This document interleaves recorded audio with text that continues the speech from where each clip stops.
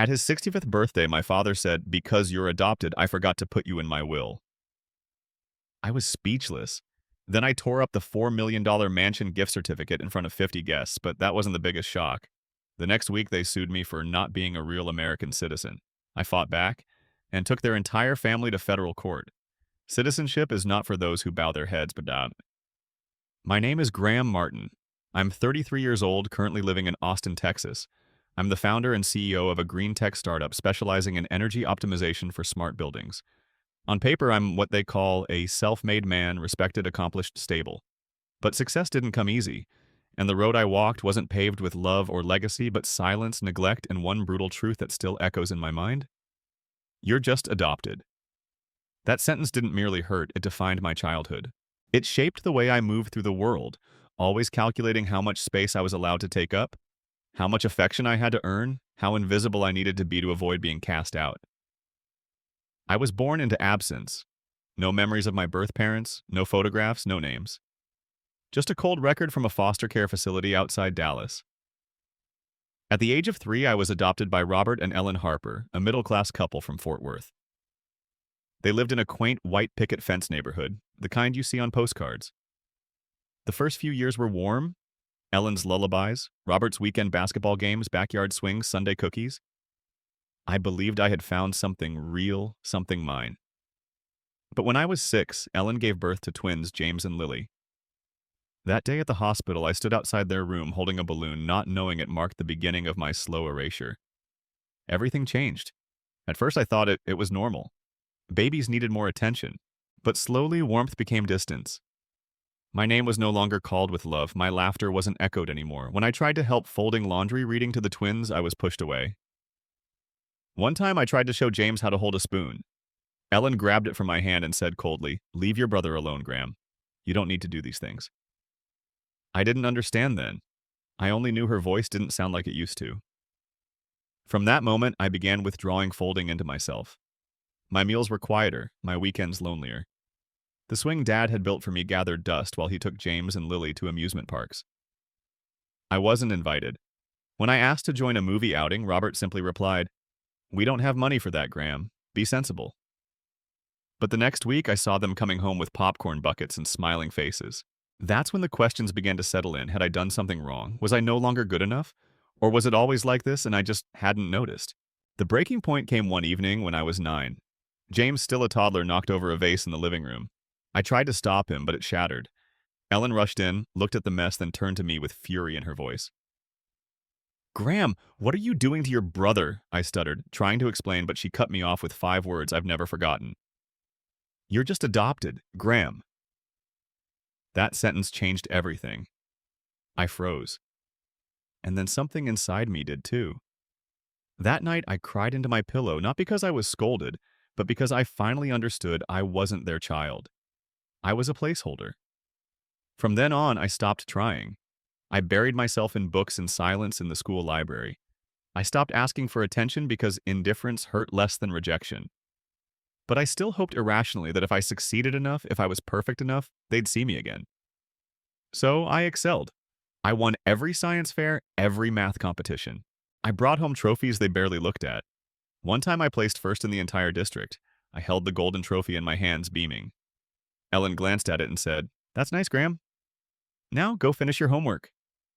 2 days later, Lily brought home a paper with glitter glue and scribbles. Ellen taped it to the fridge and called her gifted. I stood next to my forgotten trophy, smiling politely. Years passed like that. Small wins followed by cold silences. When I turned 18, I packed my suitcase and left. Robert gave me a curt nod. Ellen didn't say a word. I got into a bus bound for Austin and never looked back.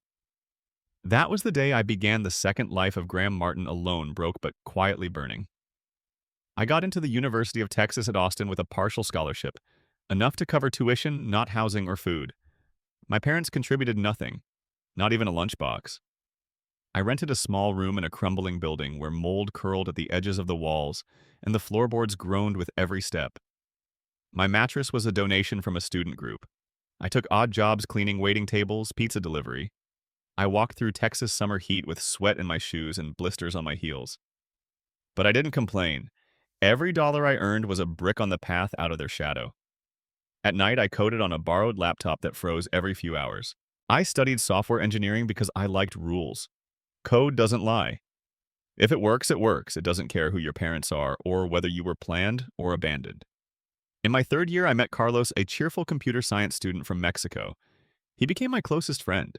We'd stay up late building small projects, apps that no one used, ideas that went nowhere, but I didn't care. I finally had someone who laughed with me, not at me. Someone who didn't look at me like I didn't belong. Together, we built a software prototype to optimize energy usage in buildings. It wasn't revolutionary, but it was smart and timely. We submitted it to a startup competition and surprisingly placed second. The $25,000 prize felt like a miracle. We registered a company, GreenSync Solutions, and rented a corner of a co-working space.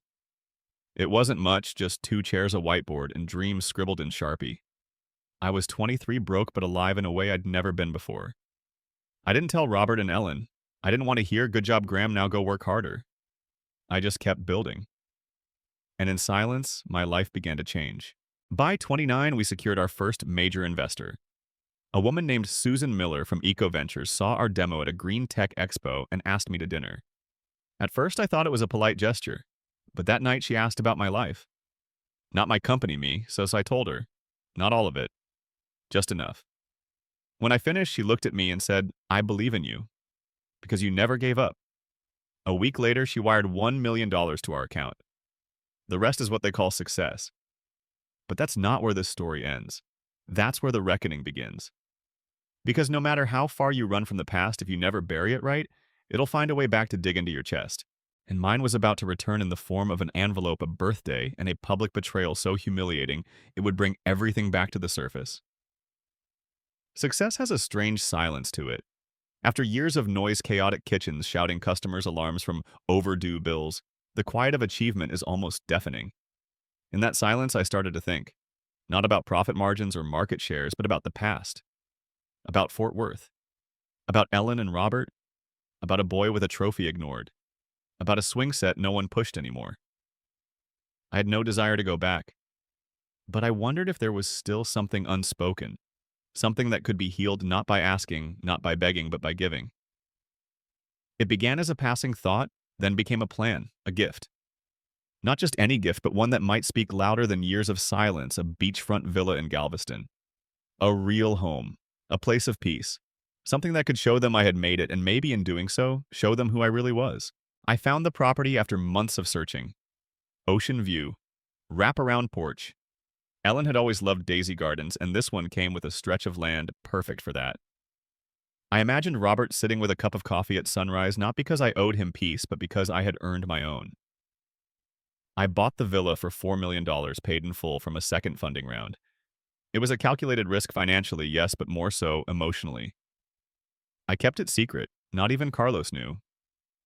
The deed was drawn in Robert's name, notarized, sealed, in a white envelope I placed carefully in my desk drawer. I told myself this wasn't about redemption. This wasn't for applause or approval. It was closure, pure and simple. I wouldn't ask them to call me son. I would just give them something they could never give me: unconditional dignity. Robert's 65th birthday came 2 months later. I wasn't invited, of course. That would have been too neat. But I knew where it would be, still in that house in Fort Worth, the white fence freshly painted, Ellen's daisy garden, most likely thriving. I ironed my only formal suit, tucked the deed into the inner pocket, and got in the car. It was a 3-hour drive from Austin. Just enough time to remember everything I had worked so hard to forget. I rehearsed what I would say: "Happy birthday, Dad. I wanted to give you something for everything you gave me. Simple, clean." I didn't need their reaction to be kind. I just wanted it to be honest. The street looked exactly as I remembered it. Perfect hedges, conservative flags, polite cars in the driveway. The backyard buzzed with voices, music, laughter. Dozens of guests. I stepped in unannounced.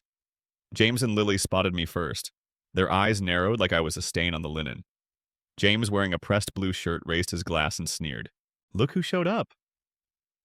"Still remember the way home," Lily smirked, then added, "He probably wants a job, or forgiveness, or both." Their words stung, but I said nothing. I simply smiled, pulled the envelope from my jacket, and said, "I'm here to give Dad a gift." "Something he won't forget." James raised an eyebrow. "Oh, he has a gift for you, too. You'll cry when you see it." They laughed and turned away. I walked further in.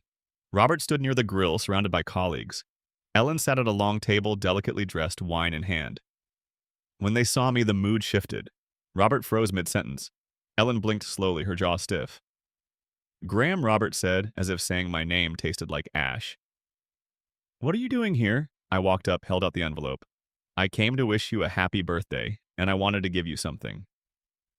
His hand didn't move. His face didn't soften.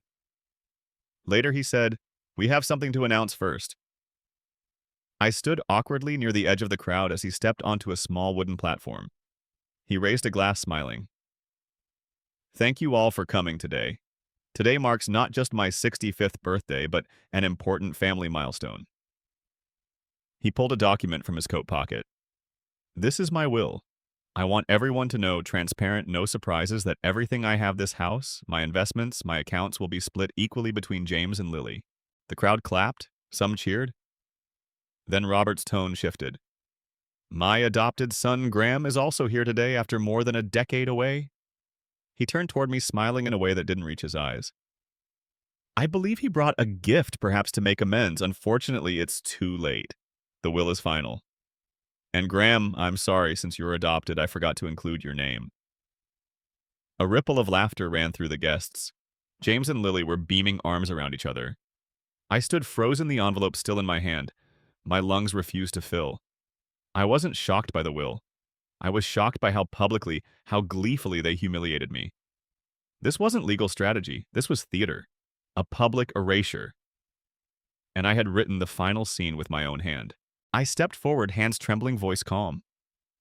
I came to give you this, I said, holding up the envelope. It's the deed to a villa in Galveston. Oceanfront. $4 million. I bought it for you, to thank you for raising me. The crowd murmured. A woman dropped her wine glass. James's smile evaporated. Ellen's face paled. Robert stared at me, unsure of whether to reach or retreat. I paused, then tore the envelope in half, and then again. And again. I let the pieces fall like confetti onto the grass. But I see now, I said, this gift was never mine to give, because you never gave me a name. I turned around and walked through the mock crowd. No one stopped me. No one called after me. The music resumed, but the air had changed. Even from the driveway, I could feel the weight shift. And as I drove back to Austin, the last tie binding me to that family dissolved. Not in rage, not in sorrow, but in finality. That night I didn't cry, I didn't sleep. I stared at the ceiling of my apartment, wondering why, after everything, it still hurt. Maybe because I'd thought this gift would redeem something, that it would stitch shut an old wound. But I'd learned a hard truth: some wounds aren't meant to heal. They're meant to scar. And sometimes scars are the only proof that you ever tried to love someone who never saw you. But as I was about to learn, that night wasn't the end. It was just the first blow. The real war hadn't started yet, because 1 week later I received a letter from the U.S. Department of Homeland Security. Subject line: request for citizenship verification. Graham Martin. And the past I thought I had survived was about to turn into the very system threatening to erase me again. This time not from a family, but from an entire country. The envelope came on a Thursday morning, a government seal printed in pale blue at the top left corner. I didn't think much of it at first. My company, GreenSync Solutions, had just signed a partnership with a solar grid operator in California, and my mind was full of travel schedules, tax codes, and investor calls. I opened it while sipping coffee, scanning it quickly until one line froze me in place. Subject: request for citizenship, status verification. I reread it. Then again. Then again. The words didn't change. The Department of Homeland Security was requesting documentation proving I was a U.S. citizen: birth certificate, naturalization papers, passport history. Failure to comply, the letter warned, could result in suspension of federal business eligibility, international travel restrictions, and possible legal review under current stateless identity exceptions being evaluated in federal court. At first I thought it was a mistake, some bureaucratic glitch, maybe someone else's form sent to the wrong address. I called my assistant, who said calmly, "It looks legitimate, Graham. You should talk to a lawyer." So I did. The immigration attorney was a sharp, methodical man named Eric Lynn. I sat in his office that afternoon, trying not to wring my hands as he read the letter in silence. Then he asked, "Graham, do you have a copy of your birth certificate?" I hesitated. "No, I was adopted when I was 3. I only have the adoption decree. No original documents. No biological records. He nodded slowly. And did your adoptive parents ever file an N-600 or N-643 form on your behalf? I blinked. I... I don't know what that means. His face hardened. Those are the forms that grant automatic citizenship to international adoptees or children adopted in legal gray zones. If your case was domestic but undocumented and they never filed, your citizenship may never have been formalized. My mouth went dry. But I've lived here my whole life. I went to public school, college, I vote, I own a business. He nodded. You've existed functionally, but legally, that may be up for debate, especially now.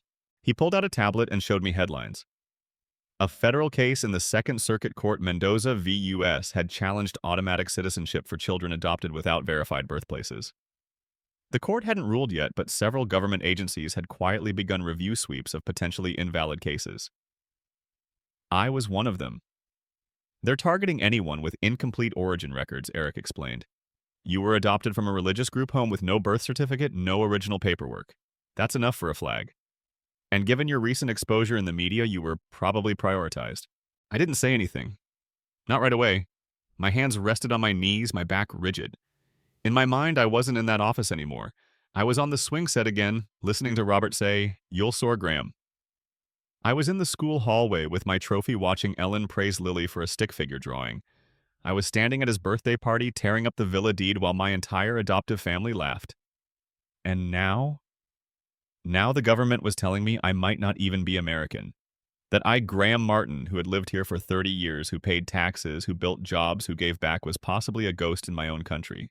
Eric tapped the desk. You need to prepare for worst-case scenarios. We'll request every document, school enrollment, social security filings, driver's licenses, affidavits. We'll build a case. But be aware if they escalate this to a legal challenge, they can argue that without citizenship, you may have obtained financial or voting rights improperly. It's rare but not unheard of, especially if someone's pushing your name forward from behind the scenes. I looked up. You think this was deliberate? He paused. Your records haven't changed in decades. Why now? Someone filed something. Triggered a review, and considering your recent family dispute, it wouldn't surprise me. That night, I sat alone in my apartment, rereading the letter under a yellow desk lamp. My hands trembled not from fear but rage. This wasn't just a clerical problem. This was calculated. My adoptive parents had never completed my naturalization process. Whether from laziness, neglect, or strategy, it didn't matter. They kept me in a legal gray zone. And now, after publicly disowning me, they, or someone tied to them, had triggered the government into questioning whether I even had the right to be here. It was the ultimate erasure. First as a son, now as a citizen. I opened a box in the closet and pulled out my old adoption papers. There it was, a final decree from Tarrant County Family Court, 1995, but no birth certificate, no hospital, no origin. Only my name, Graham Martin, typed onto a line that had once been blank. Carlos came by the next morning and found me pacing. I told him everything. His face went pale. They're trying to wipe you, he said. Not just from the will, from the country. I nodded, and I'm going to fight it. He didn't ask how. He didn't have to. I was already on the phone with a constitutional attorney that Eric recommended. I had spent my life being quiet, being reasonable, playing nice. Now I was going to be exact. Strategic, loud, and legal. We filed an injunction within 48 hours requesting a temporary protection status while my documentation was reviewed. We submitted 17 exhibits, school photos, university awards, lease contracts, startup incorporation records, tax filings, and media coverage. Every scrap of proof that I had lived, worked, and built my life in this country. The petition was filed under Martin v. United States Department of Homeland Security District of Northern Texas. It wasn't just about me anymore. It was about every adopted child lost in a legal blind spot. Every undocumented orphan raised as American until they were no longer useful. Every person who had been told, "You don't belong here," by someone who once claimed to love them. My case began trending on legal blogs. Reporters reached out. I ignored most of them. This wasn't about headlines. This was about my name. My standing, my right to exist on paper and law in this country. One night a month into the legal process, I got a call from a blocked number. I let it go to voicemail. Then curiosity got the better of me. I pressed play. It was Robert. His voice sounded older, slower. "Graham, I didn't think it would go this far. We only meant to clarify the estate, not all this, if there's anything I can do, call me. I didn't delete the message, but I didn't respond either. Clarify the estate? Is that what they called publicly declaring me non-existent? Is that what they told themselves when they left my name off every document? I looked at my reflection in the window that night. The city glowed behind me, full of lights and lives I had helped power through my software. And I thought, I built something real here. I don't need their approval. I don't even need their apology, but I would take their silence and turn it into evidence. This wasn't just about staying in the country. It was about staying in control. And this time I had lawyers. I had proof. I had nothing left to lose. And I was ready to fight not just for my citizenship, but for every part of my identity they had tried to erase. The courtroom wasn't grand. It wasn't the kind you see in movies with sweeping staircases and echoing chambers. It was simple fluorescent lights, oak benches, a quiet hum of murmured conversations, the occasional cough. But for me, it felt like the heart of the storm. The case was filed as Martin v. United States Department of Homeland Security. But everyone in that room knew it was about more than a bureaucratic misstep. It was about identity, about erasure, about what it means to belong when the paper trail of your life has gaps no one cared to fill. My attorneys had prepared well. Eric Lynn, who had walked me through the early shocks, now sat beside me like a general at war. We had submitted 230 pages of supporting documentation, including evidence that my adoptive parents had never filed. My N-600 had never naturalized me, had never clarified my legal standing, even after taking custody when I was 3. A child abandoned without a birth certificate, given a new name, then forgotten in every legal sense that mattered. The government's side didn't argue the facts. They couldn't. Instead, they framed the case as an unfortunate oversight within a broader legal uncertainty triggered by the ongoing Mendoza decision. According to their counsel, I wasn't being targeted. I was part of a standard compliance review. But their tone shifted when they brought up my recent business expansion media appearances, and most tellingly, my family dispute, which had raised questions about legal standing. My jaw clenched. That was it. That was the phrase family dispute. As if being disowned in front of 50 people stripped from a will and possibly reported to Homeland Security for revenge was nothing more than a squabble over inheritance. I was called to testify. I walked up slowly, my palms dry despite the burn in my chest. I raised my right hand, swore in, and sat. The room was silent. My voice was steady. My name is Graham Martin. I was adopted at the age of 3. I have no biological documents. My adoptive parents promised to handle everything. They didn't. And now I'm being told I may not belong in the only country I've ever known. I looked at the judge, an older woman with sharp eyes and an unreadable face. Your Honor, I built a life here. I paid taxes. I went to school. I started a business that now employs over 60 people. I've spoken at climate conferences, worked with universities, donated to public programs. But none of that matters if my name is erased because someone forgot to check a box 25 years ago. Or worse, because someone decided I wasn't worth keeping. There was a stillness in the room after I spoke. I didn't cry, I didn't yell, I just told the truth. When I stepped down, I caught a glimpse of the press bench, reporters scribbling notes, typing into phones. The next morning, the headlines hit. CEO fights for citizenship. After family betrayal, Bloomberg. Bloodless, not worthless, the legal fight of Graham Martin. Washington Post adopted American court to decide if paperwork defines personhood. NPR. The phrase bloodless, not worthless stuck. It became a hashtag, a rallying cry. Suddenly, people I didn't know were posting their own stories. Adoptees, refugees, forgotten stepchildren, children of mixed-status parents, kids raised by uncles, aunts, foster systems. Their voices filled the comment sections, letters to editors, op-eds. My inbox overflowed. Some were angry, some were in pain. All of them carried some version of the same fear: if you can be erased. What about us? Carlos called one night after seeing me on a legal podcast. You're changing something, Hermano, he said. Not just for you. I wanted to believe that. I needed to. But change is never quiet. A week later, I received a formal request from a congressional subcommittee on immigration oversight. They wanted me to testify, not just about my case, but about the systemic gaps that allowed people like me to fall through. My attorneys were cautious. You're still under review, Eric warned. This could backfire, but I said yes. Not because I was brave, but because I was tired of being silent. The hearing was held in a medium-sized chamber in D.C. Not the Capitol Rotunda, but still televised, still real. I sat in front of a long panel of representatives, name placard in front of me, mic adjusted cameras rolling. They asked about my adoption, about the missing paperwork, about the moment I realized I might not be a citizen. Then one representative, a woman from Illinois, asked quietly, "Do you think your adoptive family failed you?" I paused, then answered with honesty that surprised even me. They gave me a home, but not a future, and I spent years thinking I had to earn their love with achievements. Now I see I only needed to survive their neglect. The room was still. Someone coughed. I looked around unsure if I had gone too far, but the representative only nodded, then said, "Thank you." After the hearing news outlets ran excerpts of my testimony, I only needed to survive their neglect appeared in bold text across screens and pages. That week, I started getting letters from other adopted adults thanking me for saying what they'd felt for decades, but never dared voice. But not all feedback was supportive. Anonymous emails came in. "You're a fraud. Go back to where you came from." One simply read, "You were never one of us." I didn't respond. I didn't react. I archived each message into a folder titled Erased. And then I opened a new one called Rewritten. Because that's what I was doing, rewriting what it meant to be a son, a citizen, a survivor. Then the call came. The court was ready to rule. I sat in the gallery, heart pounding. The judge read slowly, her voice steady.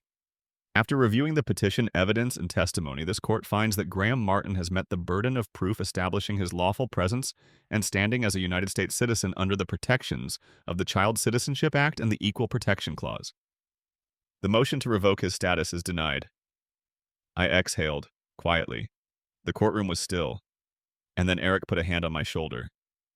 "It's over," he whispered. "You won." But I didn't smile. Not right away. Because what I'd won wasn't just a verdict, it was the right to exist in full under my own name. That night, I walked alone down a DC street past monuments lit by spotlights. I wasn't thinking of Robert or Ellen. I wasn't thinking about James or Lily. I was thinking about the boy I used to be, the one sitting alone on the swing wondering if he mattered. And for the first time in my life, I whispered aloud, "You do." The court ruling gave me back my name, my standing, and the legal right to exist in the only country I had ever called home. But victory didn't feel like triumph. Not yet. It felt like stabilization, like being pulled back from the edge of an erasure I never asked for. I went back to Austin and returned to work at GreenSync Solutions, now operating out of a high-rise in downtown with a staff of nearly 70. My team welcomed me like nothing had changed, though behind their smiles I could feel the quiet respect, the recognition that their CEO hadn't just survived a corporate crisis, but a personal war. I buried myself in work, but the past lingered like background noise. I still heard Robert's voice from that party, still saw James's smirk as he told me. I'd cry, still felt the sick burn of Ellen's silence when I held up a gift she never accepted. I thought I was done with them, but part of me knew I had unfinished business. 1 week after the ruling, I received a call from my attorney, Eric Lynn. "We have grounds for a civil countersuit," he said. "They used your legal ambiguity as the basis to exclude you from inheritance. You can challenge the validity of the will." I hesitated. "I don't want their house or their money." He replied calmly, "It's not about wanting it. It's about proving they never had the right to take it from you in the first place. You weren't omitted by choice. You were excluded through coercion, misrepresentation, and exploitation." "That's contestable." I stayed silent. Then I asked, "Can we redirect the claim? If I win, can I assign the assets elsewhere?" He paused. "Yes. Why?" I looked out my window at the Austin skyline and said, "Because I want to give it to people who need it more than I ever did." We filed the petition within a month. The claim invalidation of Robert Harper's will on the basis of discriminatory exclusion and psychological coercion rooted in adoptive status. The legal theory was new but not without precedent. We argued that I had been legally adopted, raised in the same home, carried the same name, contributed to the family through financial gifts and emotional labor, and was treated unequally solely because I lacked biological connection. We submitted testimony from childhood teachers, neighbors, even old holiday cards Ellen had written calling me our Graham. The defense tried to claim I had abandoned the family, but we showed clear evidence that the neglect began long before I left. The torn villa deed became symbolic. So did the public announcement Robert made, recorded in full on a phone by a party guest who had uploaded it to social media the same night. That video had gone viral. "Since you're adopted, I forgot to include your name" became a national headline. The court didn't need much more. In 2 months, the judge ruled in our favor. The will was declared legally deficient under equal treatment principles within the adoptive family framework. I was restored as an heir, but I never cashed a cent. Instead, I transferred all rights to a new nonprofit I had quietly incorporated 2 weeks earlier, Bright Path Foundation.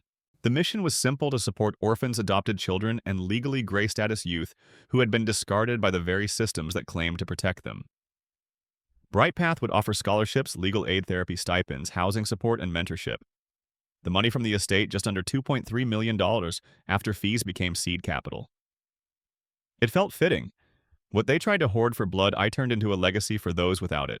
Carlos helped me set up the first office in East Austin in a renovated 2-story house that used to be a community library. On the first day, a boy named Malik came in with his grandmother. He was 12, quiet, with wire-rimmed glasses and fingers stained with ink.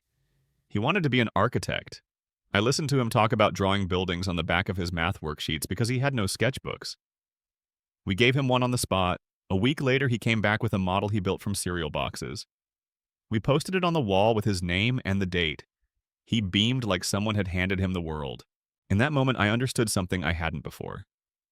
Revenge wasn't always loud. Sometimes it was quiet. It looked like giving someone else the tools you were denied. It sounded like children laughing in rooms where silence once lived. It felt like walking through the ruins of a house that never loved you and realizing you don't need its walls anymore. You built your own. News outlets began covering Bright Path's work. They called it the redemption arc of Graham Martin, but I didn't see it that way. I wasn't redeemed. I had nothing to atone for. I was liberated. And now I wanted to hand that liberation to others, one child at a time. But not everyone was thrilled. A letter came addressed with perfect cursive, unsigned, but unmistakably Ellen's. I saw what you did with the estate. I hope you feel righteous. Just know that James is furious. And your father? He hasn't been the same. I folded the letter and slipped it into a drawer labeled Past. It sat beside the old photo I'd once kept of our family, creased, torn, now half covered in tape. I didn't need to look at it anymore, not out of spite, out of peace. Later that month, I got an email from Aunt Margaret. She'd watched my congressional hearing. You made this family ashamed, she wrote. But maybe that was the only way to make them see. I didn't reply. I didn't need to. The answer was already unfolding across city blocks and courtroom transcripts, across mentorship sessions and startup launches. The boy they once told to be quiet had become a voice. The son they erased had redrawn the boundaries of what it meant to belong. The past wasn't dead. It was transformed. Its energy redirected into something that would outlive all of us. I stood on the steps of Bright Path one evening as the sun dipped low and the lights flickered on across the neighborhood. A group of kids ran down the sidewalk, laughing, backpacks bouncing. One of them turned and waved at me. I waved back.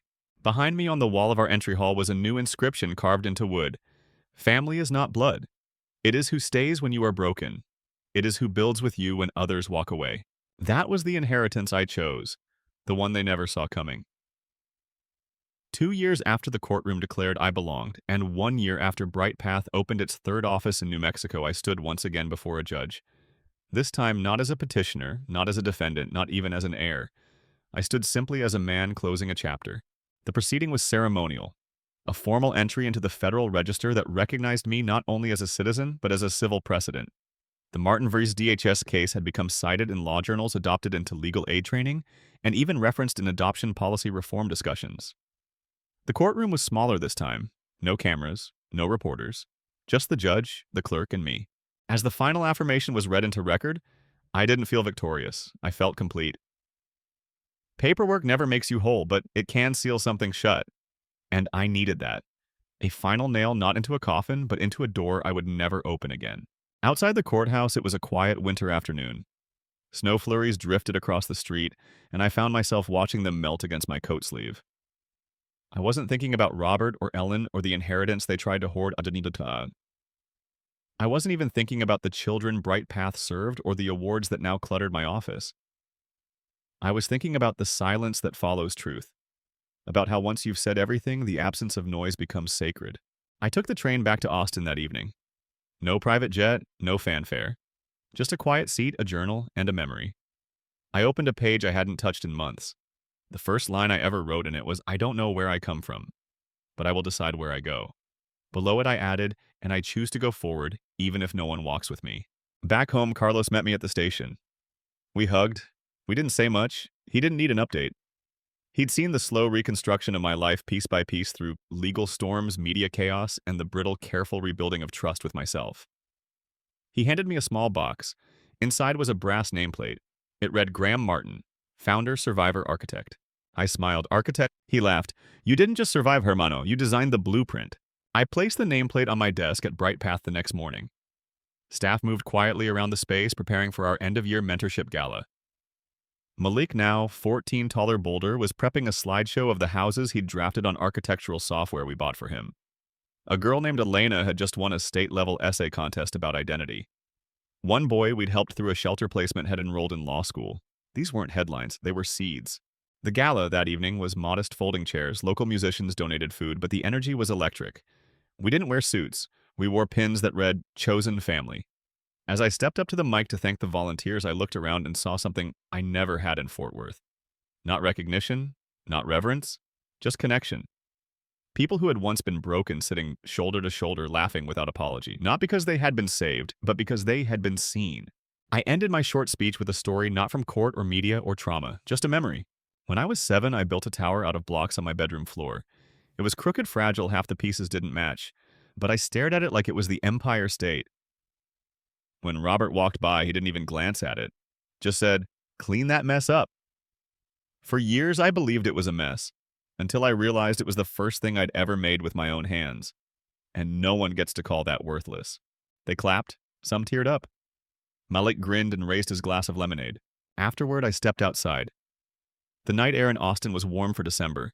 I walked the perimeter of our small building, running my fingers along the wall we'd painted ourselves, watching the stars blink through the trees. My phone buzzed. A message from an unknown number. I opened it. It was a photo, blurry, a woman in a hospital bed. Gray hair, eyes closed. The message read, "She asked for you. It's your decision." I knew who it was. Ellen. No signature, but it didn't need one. I stared at the screen for a long time. I didn't feel hate. I didn't feel love. I just felt distant, like she was part of a chapter I'd already rewritten. I put the phone down and walked back inside. In the end, I didn't visit. I didn't need to. Some people are not meant to be healed with reunions. Some are meant to be released. Weeks later, I received a manila envelope from the hospital. Inside was a handwritten letter folded carefully, just 2 lines. "I saw your face on the news. You were right. I never saw you. I'm sorry." I kept that letter. Not to forgive, not to forget, but to remember that even those who failed us can eventually see what they missed. Months passed. Bright Path grew. I published a book erased and rewritten. It wasn't a memoir. It was a manifesto. A guide for building identity when your origin has been withheld. It reached more people than I expected. College students, foster alumni, adoptees, immigration advocates. Some sent me stories. Others just sent one sentence. "Thank you for showing me I exist." Now when I walk into the office each morning, I pass the wall of names kids we've helped now grown. Some changed their names. Some reclaimed old ones. Some made new ones. All of them chose, and that's what mattered. At the center of the wall beneath the words, "Family is who builds with you," hangs one final plaque. To Graham Martin, who proved that even without blood, we are not rootless. We are not stateless. We are not mistakes. We are architects of our own name. That finally was enough. This story left me speechless. Graham wasn't just erased by a legal system, he was discarded by the very people who raised him. And yet he didn't seek revenge through rage, he built something bigger. He rewrote the meaning of family identity and legacy. Honestly, I think this might be one of the most powerful arcs we've ever shared. It's not about where you come from, it's about what you choose to build. And Graham built something extraordinary. Do you think adopted children should automatically be treated the same as biological ones when it comes to inheritance and legal rights? Why or why not story 2. The only time of day I felt even somewhat human was when the water was lukewarm, just warm enough to drive the cold out of the drafty home. My 5 minutes of alone were taken between showers. Don't shout. Don't be offensive. No, you're not worthy. Reverberating in the corridor. I tried to tell myself that I didn't belong here as I closed my eyes and inhaled the steam. My hand went to the soap hanging on the rack. Every night I drank from the same cheap white bar. It had a distinct scent, like cleaning products but sharper. However, I choose to disregard it. In any case, nothing felt quite right in this mansion. I massaged it into my neck, shoulders, and arms. Then it began. First came the sting, an intense tingling feeling, similar to sunburn beneath my skin. Then it quickly spread. I felt as though my entire body was on fire. With a gasp, I let go of the soap and scratched at my arms in the water. It simply made matters worse. My skin was sore and furious as it burnt and eventually peeled off in small sections.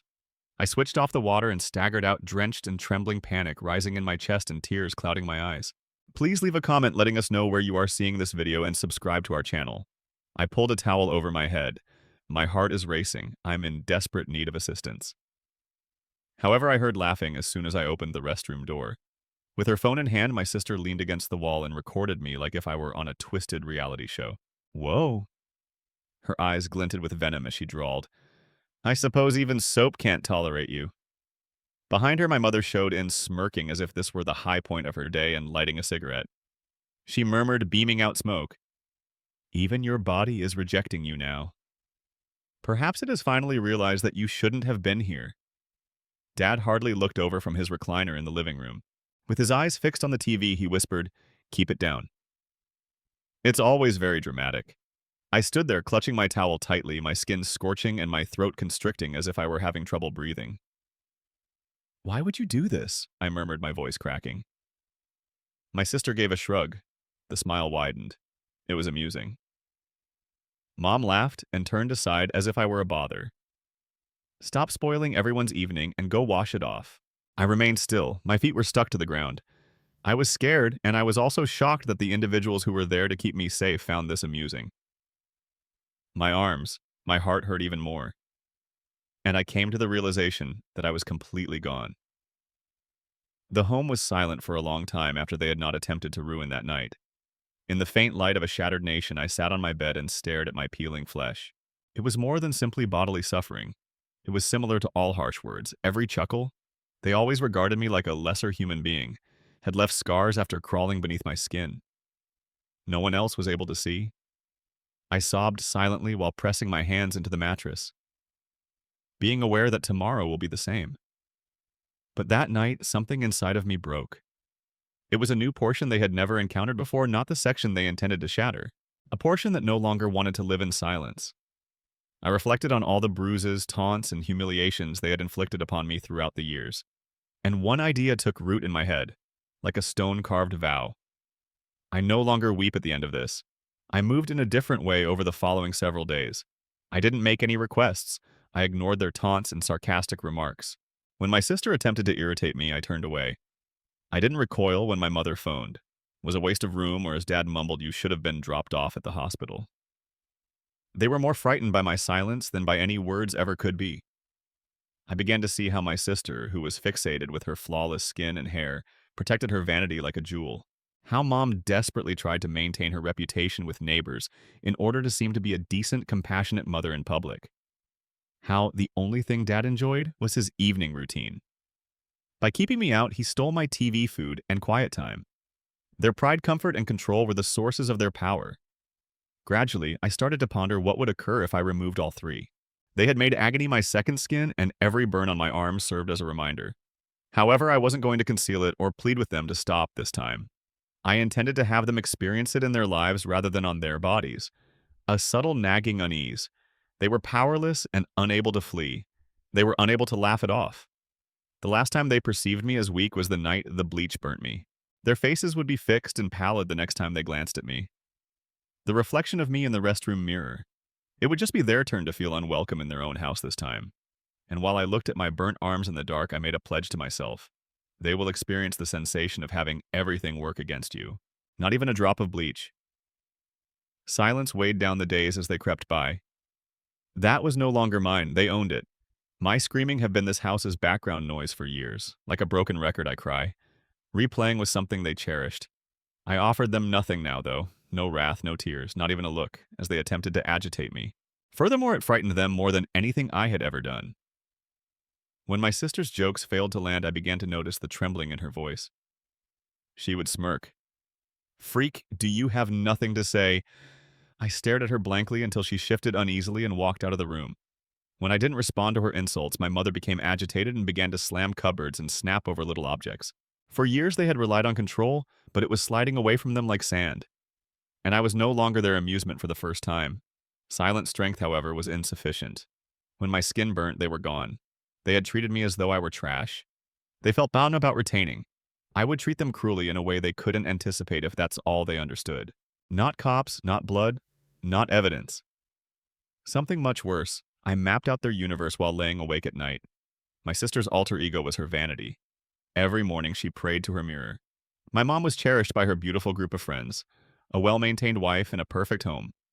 All my dad had was his comfort, a beer, a chair, and the appearance of tranquility. Three factors allowed them to flourish: comfort, image, and the conviction that they were impervious to touch. I began tearing apart that notion one fragment at a time. My sister was the first to do it. While everyone was asleep one night, I stole all of her pricey cosmetic soaps and creams and replaced them with innocuous concoctions that left her complexion discolored for hours or smelled putrid. Just enough to make her reflection unfamiliar, nothing harmful. By the end of the week, she would yell about bad luck and snap at everyone refusing to leave the house, weeping at her appearance. I remained silent and watched her fall apart like a sweater tugging at a single strand. I later moved in with Mom. The look of the house was her preoccupation. Nothing was destroyed by me, I just moved things around a bit. I left small stains on her favorite tablecloth after spilling a drink. The kitchen was always reeking of sour milk, regardless of how much she cleaned. Invisible to others, but obvious to her, little scratches started to emerge on the wall of the living room. The smell I'd planted hours before made her pals wrinkle their noses when they came around for coffee one morning. Later, I saw her sitting on the floor and muttering something about Dad and the home feeling strange, as if she was losing control of it. He was silently comforted, calm, so I removed it without saying a word. Every night, I repositioned his remote control and made sure his cigarette was turned down on the TV just enough so he believed it was breaking. When he wasn't looking, I disconnected the refrigerator one evening and then replugged it, ruining his priceless beer supply. After hours of slamming doors, he returned home to sour foam. He lost what little joy he still had. The house was no longer theirs by the third week. They had no control over it, it wasn't flawless, and it wasn't safe. Something went wrong every day. They woke up each day feeling a bit more shattered and paranoid. Perhaps the home was cursed, they whispered. They could have been cursed. And I watched with silent enjoyment each day. Laughing as my flesh peeled, they had previously used my body against me. I now gradually turned their entire universe against them until they were unable to laugh anymore. At supper one evening, my sister finally lost it and slammed her fork down. "She's doing it!" Her eyes were wild as she yelled and pointed at me. "Everything is being ruined by her." Mom's scowl was now accompanied by terror. Her hand trembled a little. How she hasn't taken any action. She's sitting there acting strangely. I gently raised my head to meet their glances and allowed a tiny grin to appear on my lips. That smirk that screams, "You have no idea what I have taken from you yet." "I only reside here," I spoke in a quiet yet husky voice that made them shudder. Perhaps I'm just beginning to feel the same way about this house. They didn't say anything. Then there used to be the laughs, the sound of their own fear seeping in, and the uncomfortable scrape of forks on plates took the place of every brutal deed. That night, for the first time in years, I slept with an odd, constant sensation in my chest. By the time I finished, they would be pleading for the tranquility they had taken from me because they no longer knew who was in charge. The house no longer had the same sound after the fourth week. No jokes were made about me, no laughter was heard in the kitchen, and no smug giggles were heard behind closed doors. Rather, it was filled with hushed murmurs, slammed doors, and pacing restless feet at night. For once, I didn't have to bear the terror. They owned it. My sister was crying in the bathroom when I woke up one morning, the identical restroom where she had replaced my soap with bleach. Desperate for it, her voice was tremulous. "My hair keeps falling out, Mom. Just clusters of it are emerging." She sounded frightened. I listened to the dread she had previously caused me while leaning against the wall of the corridor in silence. This time it wasn't bleach. She hadn't been physically harmed by me. I would just allow her to spin out of control, undermining the small things she held onto until her own paranoia took care of the rest. She no longer trusted any of the bottles on her shelf. Mom wasn't much better. She screamed that something was decaying in the home as she began scrubbing it until her hands were sore. She was no longer able to host friends even when the rooms were immaculate. Not after everyone gagged on a stink-eye plant during the last visit. The ensuing rumors damaged her status as the neighborhood's ideal mother. She now walked quickly and lowered her head when she went outdoors out of fear that someone would make fun of her the way she used to make fun of me. Dad. He had completely given up watching TV. Channels, volume, and remote control. I made sure that something constantly malfunctioned. He took a seat. Right now, there were too many ruined six-packs for a twitching his eye while staring at a blank wall. This house is cursed, she said. The house wasn't the cause. I was the one. One evening, they were slouched at the table, and I stood at the dining room doorway. Three individuals who had previously thrived on my embarrassment suddenly appeared to be empty shells. My sister had broken and frizzy hair. The inexpensive replacements I placed in her room caused blotches on her skin. Mom's clothing was tattered and discolored. She didn't want to show up at a clean like that. Dad's hands trembled under pressure, unable to shake the tumult he had once insisted I swallow. Quietly but purposefully, I entered the room. As if they had seen a ghost, they all gazed up. Do you recall that evening? My voice was quiet, yet it sliced through the darkness as I inquired. You found it amusing that my flesh burned. Nobody responded. My sister's mouth quivered. Mom's mouth opened, then shut again. You said that I was being rejected by my body. I carefully moved my gaze over them. It appears that you are all being turned away from this residence. I left a tiny item on the table. That night, they had replaced the soap bar with bleach. Now it's in clear plastic. They stared at it as intently as if it were a live bomb. I held on to it. To remind me of who you are, I said quietly. However, I no longer require it. Because now your tiny ideal world falls apart every time you wake up in this house, every time anything breaks. You'll recall me. You'll also understand what it's like to have your comfort taken away. Individually. I swung my backpack over my shoulder after picking it up from the ground. They dared not breathe too loudly and simply looked mute and pallid. Buried behind guilt and terror was the laughter that had once permeated this town. I made one final loop around at the entrance. Once you took my skin. With a calm voice, I said, but I stole everything that made you happy. You may now itch in your own squalor for the rest of your life. I left after saying that. I now reside in a little apartment where the air is free of the stench of hate and bleach. I don't hide the scars on my arms, but they have healed. They serve as a reminder that I am not breakable. I occasionally went by that ancient house. The yard is overgrown, the drapes are shut, and there is no longer any laughing coming from the windows. Sometimes when they believe no one is looking, they keep an eye out. Pale faces and sorrowful eyes, as if they're still waiting for another thing to go wrong. They could be correct. Maybe what I did wasn't their true punishment. Perhaps it's the knowledge that I wasn't destroyed by their nastiness, however it ruined them, and they will never be able to remove that stain. Please leave a comment letting us know where you are seeing this video and subscribe to our channel.